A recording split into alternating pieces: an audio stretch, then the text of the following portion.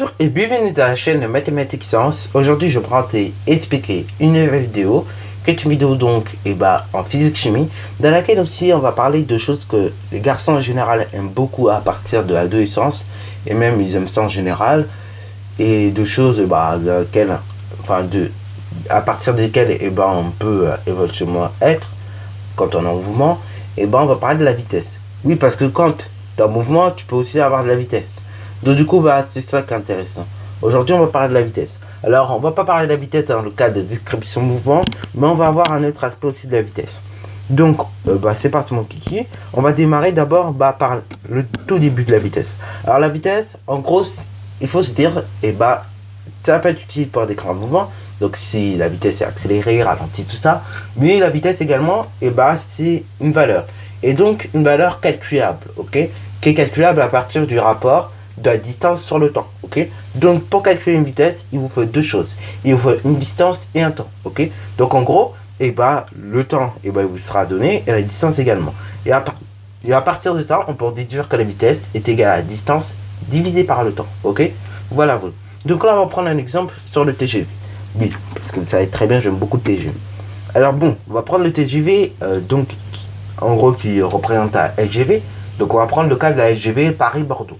Alors évidemment c'est à peu près, c'est pas exact pour les mesures, ok.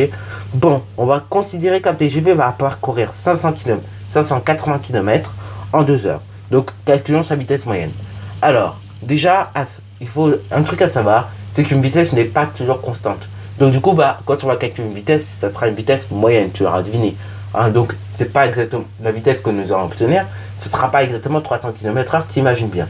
Alors on imaginerait peut-être une vitesse un petit peu en dessous, parce que c'est une moyenne, ok, c'est une moyenne sur tout le long du trajet. Donc c'est parti mon kiki. D'abord on va repérer la distance. Alors la distance est donnée par une unité, c'est 580 km. 580 km en 2 heures, donc 2 heures c'est la durée. Alors là, du coup, c'est parti mon kiki. Une fois que nous avons les données, du coup, on va tout simplement réaliser les calculs. Donc on va noter que vitesse est égale à la distance divisée par le temps. Donc déjà, dans un premier temps, on fait ça. Ensuite, deuxièmement, on remplace par les valeurs que l'on connaît. Ce qui veut dire donc que la distance c'est 580 km. Donc du coup, on met 580. Et ensuite, 2 heures, c'est la durée. Donc on met divisé par 2. Et après, une fois que nous avons fait ça, il ne reste plus qu'à faire le calcul, 580 divisé par 2. Ce qui fait donc 290, ok. Alors 290 quoi 290, là, il faut regarder. Au départ, pour la distance, vous avez des kilomètres. Et après, pour les durées, vous avez 2 heures. Donc du coup, en termes de vitesse, vous allez obtenir des kilomètres heure, ok. Donc 290 km/h, ça veut dire quoi? Ça veut dire que notre TGV, en moyenne, bien évidemment, toutes les heures va parcourir 290 km/h. Donc, sur une heure, il parcourt 290 km. Et du coup, sur 2 heures, il va parcourir le double, soit 580 km. Donc, c'est l'équivalent de la LGV Paris-Bordeaux, à peu près. Ok. Voilà. Donc, la vitesse moyenne de ce TGV est de 290 km/h. Ce qui est quand même assez rapide pour une vitesse moyenne. Ok. Voilà. Alors, du coup, je reparlerai des unités plus en détail. Ok. Puisqu'on aura l'occasion de parler des km/h et d'une autre unité de vitesse. Ok. Le kilomètre-heure, c'est une unité usuelle, c'est une unité sur laquelle on est basé. Mais après, en réalité, en physique, c'est pas l'unité de base, ok. C'est un peu comme le temps, on est souvent basé en heure, mais en fait, l'heure, c'est pas le temps de base. C'est pas l'unité de temps de base, ok. Alors donc là, avant de passer aux unités, on va d'abord parler des vitesses. Alors les vitesses, elles peuvent se comparer. On peut comparer la vitesse entre deux objets en faisant dans deux cas. Soit, d'abord, vous connaissez tout simplement la distance, ok. Et en fait, vous allez comparer sur une même distance le temps, ok. Plus le temps sera court pour parcourir la distance, plus la vitesse sera élevée, ok. Vous aurez deviné. Donc par exemple, si vous avez 100 mètres à parcourir et que vous le parcourez en 11 secondes et que une autre personne pareil parcourt 600 mètres mais en 12 secondes, celui qui a mis 11 secondes pour parcourir les 100 mètres, c'est plus rapide, ok.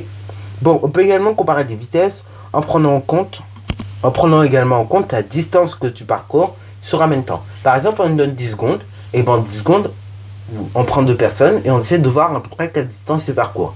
Alors, il y en a un, il va parcourir par exemple, admettons, 90 mètres, et sur 10 secondes, il y a une autre personne qui va parcourir, 88 mètres. Donc du coup, le plus rapide, forcément, ce sera celui qui aura parcouru le plus de distance en moins de temps, ok. Donc du coup, voilà. C'est comme ça qu'on peut comparer la vitesse entre deux objets. Soit on a une même distance et du coup, on essaie de voir le temps qui est mis pour faire la distance sur les deux personnes. Ou soit on prend en compte un temps limité et du coup, on essaie de voir qui parcourt le plus de distance sur ce temps limité, ok. Voilà, voilà. Alors généralement dans les courses, on se base justement sur une même distance. C'est-à-dire, à chaque fois, vous avez 100 mètres. Et du coup, on essaie de voir pour chaque coureur quelle distance parcourue. Enfin, quel est le temps mis du coup pour parcourir la distance. Ça, donc, c'est la méthode utilisée notamment en athlétisme. Donc, du coup, voilà, il y a plusieurs chronométreurs qui s'occupent justement de prendre le temps que mettent chaque personne, ok, pour courir, ok, parcourir la distance. Alors, du coup, forcément, voilà, vous n'aurez pas exactement le même temps, puisque ça dépend du chronomètre. Alors justement, pour mesurer un temps, comme je viens de vous dire, on va utiliser un chronomètre, comme vous pouvez le voir ici. Alors des chronomètres, il y en a des comme ça, mais il y en a également, par exemple, tout bêtement sur votre montre. Sur vos montres, ça apparaît, vous avez également des chronomètres. Voilà, ce qui est le cas ici sur ma montre. Si vous appuyez ici, vous allez vous retrouver avec un chronomètre, ok. Voilà, donc là, pour vous montrer, je vais le faire. Bon, là, il se trouve que ça marche pas très bien. Voilà, puisque c'est une montre que j'ai plus ou moins réparé à la main et du coup il y a certaines fonctions par exemple ne marchent pas très bien, mais du coup voilà, normalement quand vous appuyez ici ça vous donne le chronomètre, ok. Voilà. Alors des chronomètres également vous en avez sur vos téléphones, tout bêtement. Sur vos téléphones pareil, vous avez des chronomètres et donc ils servent à prendre le temps, ok. Voilà. Alors du coup ça c'est pour prendre le temps également. Le chronomètre c'est pour prendre le temps, mais on peut également prendre la distance. Alors pour prendre la distance, on va utiliser tout simplement un objet qu'on appelle le mètre d'habitude toujours. Donc c'est un objet comme ça, mais en fait c'est un mètre qui se déroule. Donc du coup c'est un mètre ruban, ok. Voilà. Donc là vous avez un mètre ruban et donc c'est le mètre là vous avez qu'on appelle le mètre tout simplement et qui se déroule, ok. Donc en général, avant en tout cas je crois il était jaune. Maintenant il en existe divers types, je crois. Il en existe des blancs, il en existe des noirs, bref, c'est assez divers maintenant. Mais je sais que mes parents, ils ont un mètre, ok, un mètre ruban, mais il est jaune, ok. La bande est jaune en tout cas. Voilà. Donc là, voici un exemple de mètre ruban. C'est sur ce mètre ruban, à partir de ça, qu'on va se baser sur les distances que les coureurs, par exemple, devront parcourir, ok. Voilà. Voilà, ça c'était donc pour les mesures.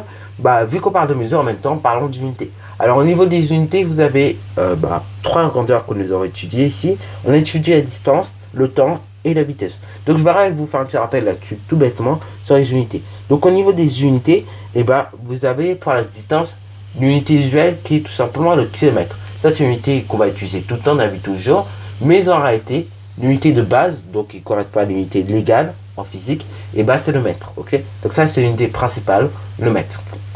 Après pour le temps, c'est pareil, l'unité usuelle c'est l'heure, ok. Vous êtes tous habitués à parler en heure, plus ou moins. Bon, sauf si on est en minutes, n'est-ce pas, vous parlez en minutes, mais sinon, l'unité usuelle qu'on utilise en général dans la vie de tous les jours, c'est l'heure, ok.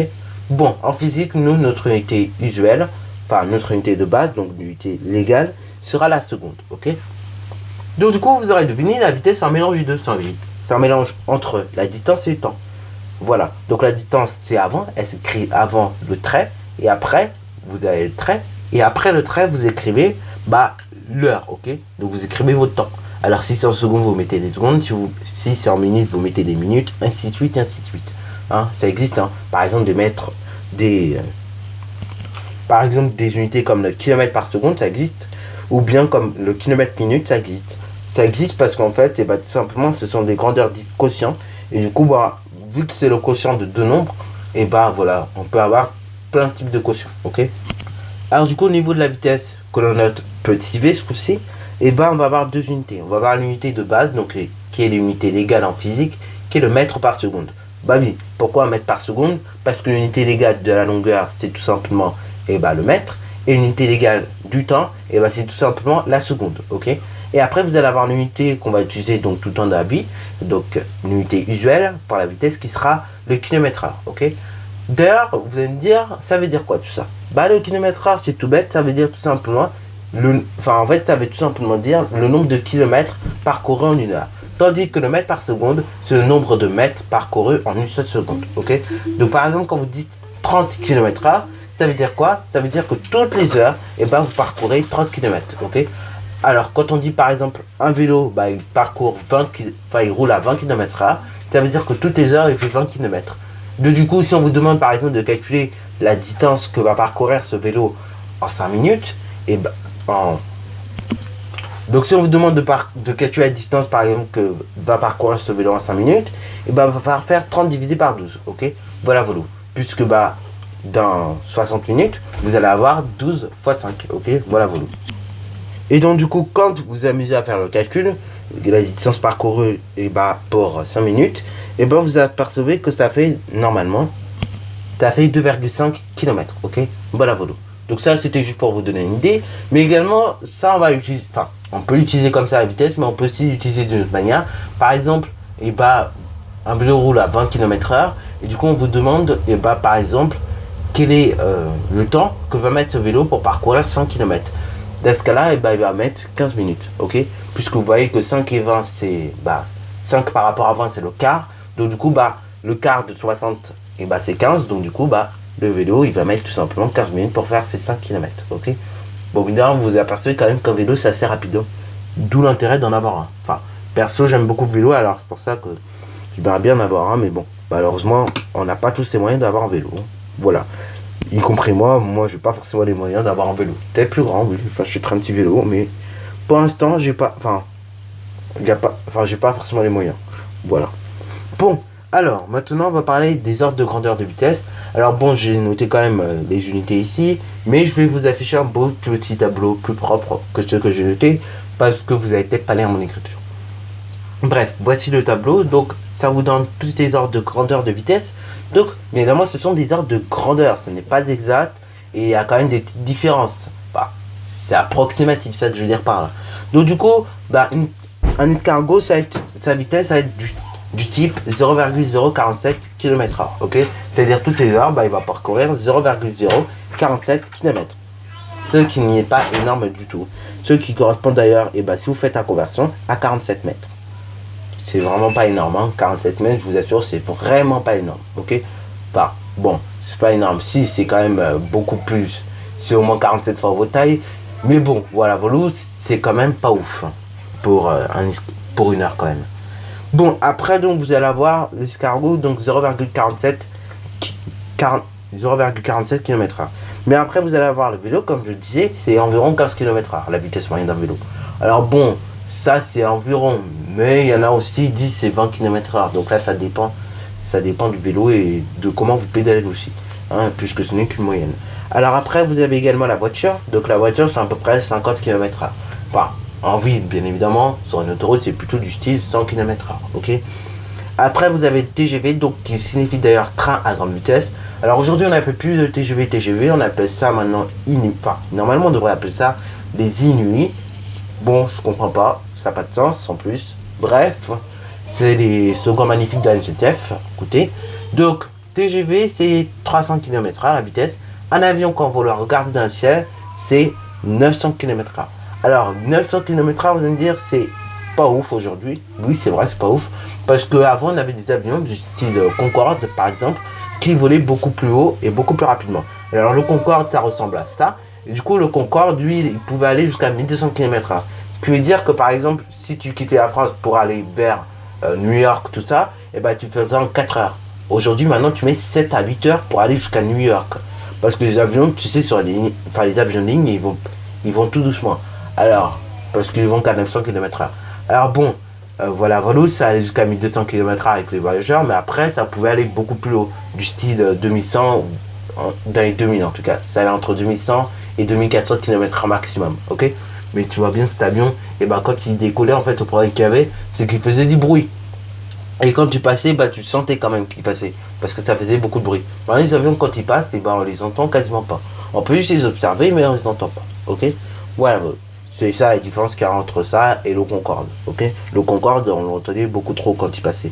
Alors que là, aujourd'hui, bah, maintenant, les avions, on les entend presque plus. Alors, voilà, donc ça, c'était pour l'avion. Bon, également, petite remarque, puisque je vous parle de Paris et New York, là, et bah, je sais pas si vous savez, mais entre Paris et New York, vous avez un océan qui s'appelle l'océan Atlantique. Bon, là, je vous apprends rien en disant ça, mais bon, bref, c'était pour ceux qui ne savaient pas. Donc, du coup, vous avez l'océan Atlantique. Et je sais pas si vous vous rappelez de... Enfin, non, vous l'avez pas encore fait. Mais du coup, vous verrez en quatrième qu'il y a des choses assez particulières sur la Terre. La Terre est découpée en plaques, comme vous pouvez voir maintenant sur cette image.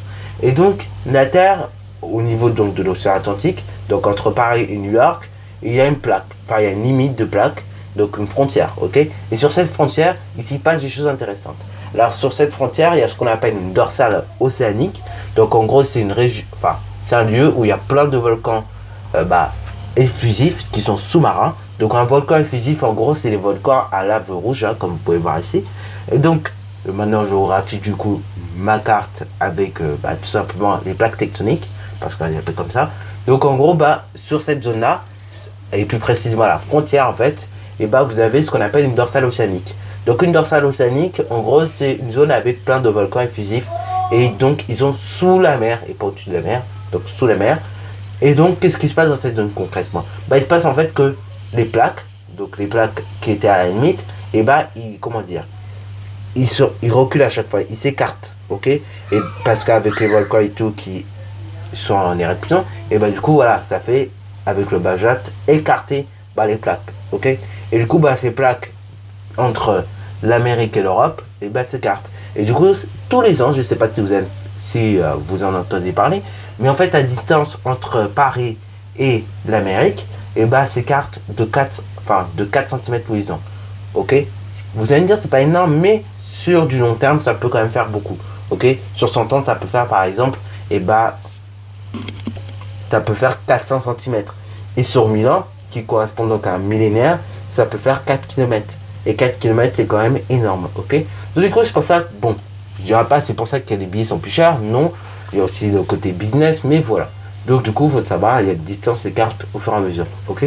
Bon, ça, vous verrez ça en quatrième. Donc, ce que je vous dis là, donc ça fait partie de la tectonique des plaques. Et du coup, chaque plaque, en fait, on les appelle des plaques tectoniques. Ok. Alors, sur Terre, vous en avez 12 des plaques tectoniques, voilà. Et puis, voilà, c'est ça qui fait qu'on a des séismes ou même, des volcans. Ok.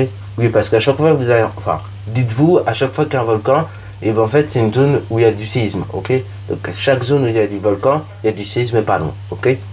Bon, maintenant, je vous ai parlé d'avion, je vous ai parlé des séismes, mais je me suis un peu écarté. Donc, on va parler maintenant de la Terre autour du Soleil. La Terre, quand elle tourne autour du Soleil, elle tourne à 1 million de km/h. Ce qui veut dire toutes les secondes, toutes les heures, pardon, elle parcourt 1 million de kilomètres, ce qui est énorme. Bon, sur ce, voilà, la vidéo est terminée. Donc comme d'habitude, si tu as bien aimé, n'hésite surtout pas à la liker, commenter et bonne reste à toi en mathématiques et en sciences.